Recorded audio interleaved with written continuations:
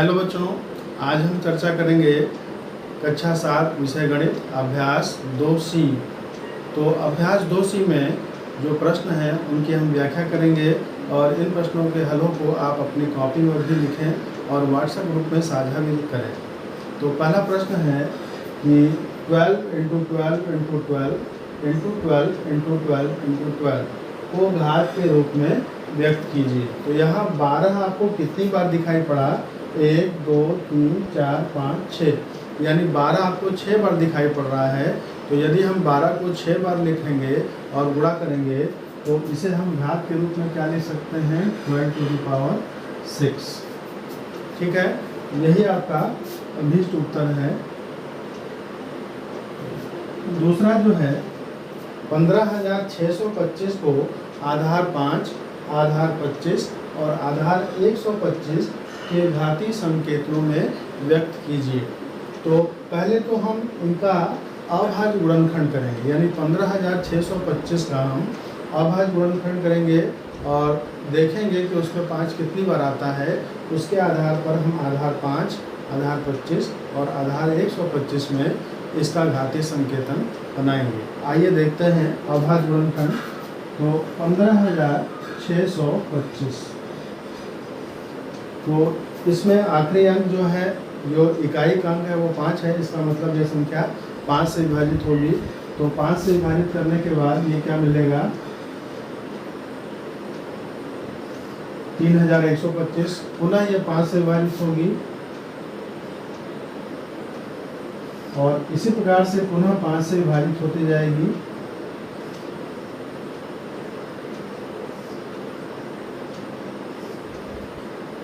ये आपने देखा कि 15,625 को जब हमने अभाज्य गुणन किया और 5 से विभाजित किया तो 3,125 मिला। पुनः 5 से विभाजित करने पर 625 मिलता है। 625 को पुनः 5 से विभाजन करने पर 125 प्राप्त हुआ और 125 को पुनः 5 से विभाजन करने पर 25 प्राप्त होता है। और यही क्रिया करते करते लास्ट तक हमें इसके 6 बार प्राप्त हुआ, यानी यहाँ आप गिन सकते हैं 1 2 3 4 5 6। तो 6 बार आपको 5 प्राप्त हुआ। तो जब हम 15,625 का आधार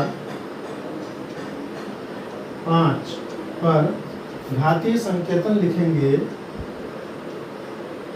या घातांकी रूप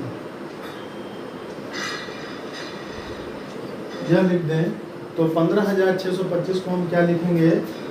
5⁶, क्योंकि 5 जो है 6 बार आया था, इसलिए इसको हम 5⁶ लिख सकते हैं। दूसरा आधार है आधार 25। तो आधार 25 के लिए हमें ये जोड़े बनाने पड़ेंगे। तो ये 5 और 5 के जोड़े बन रहे हैं। 3 जोड़े आपको दिखाई पड़ रहे हैं। तो पहला जोड़ा 5 × 5 25, फिर 5 × 5 25, फिर 5 × 5 25, यानी 25 × 25 × 25। तो इस तरह से आप 15,625 का आधार 25 पर घातांकी संकेतन या घातांकी रूप जब लिखते हैं तो इसे हम लिख सकते हैं 25 कितनी बार है? 3 बार, क्योंकि ये 3 जोड़े हमें प्राप्त हुए।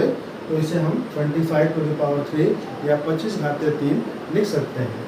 और पुनः जब इसे हम 125 के आधार पर लिखेंगे, 125 पर घातांकीय संकेतन या घातांकीय रूप, तो यह क्या मिलेगा?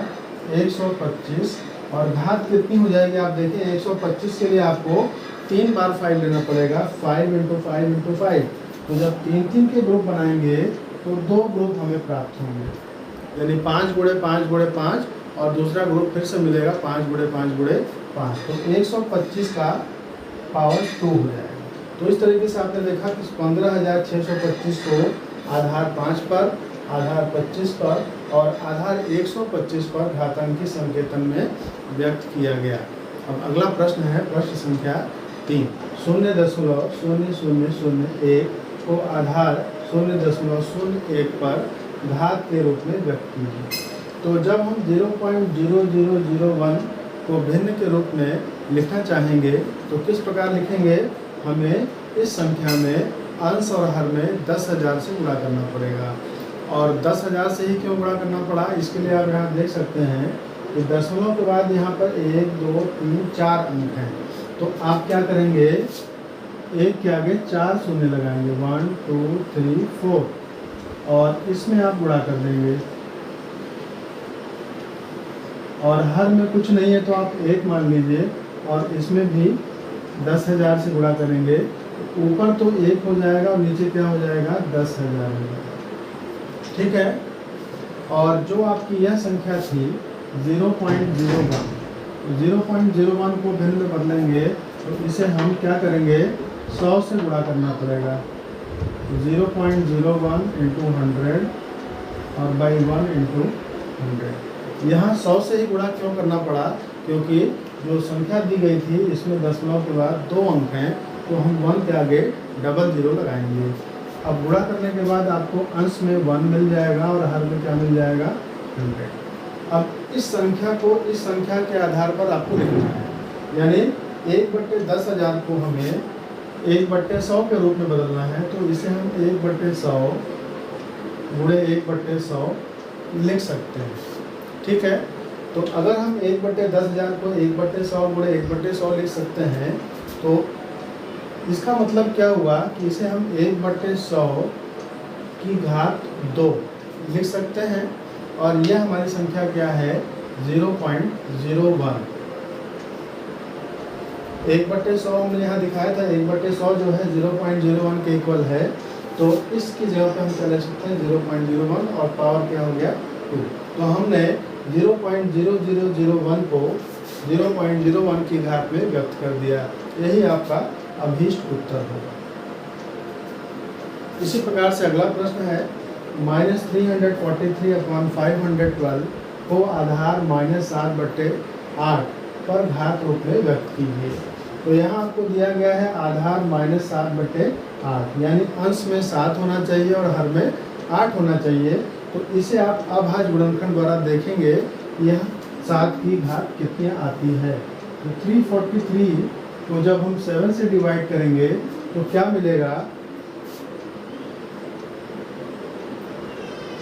49। फिर अगर 7 से डिवाइड करेंगे तो 7 मिलेगा, और एक आखिरी बार करने पर 1 आ जाएगा। फिर 512 को आप करके देख सकते हैं। इसी प्रकार से पहले आप 2 से करें,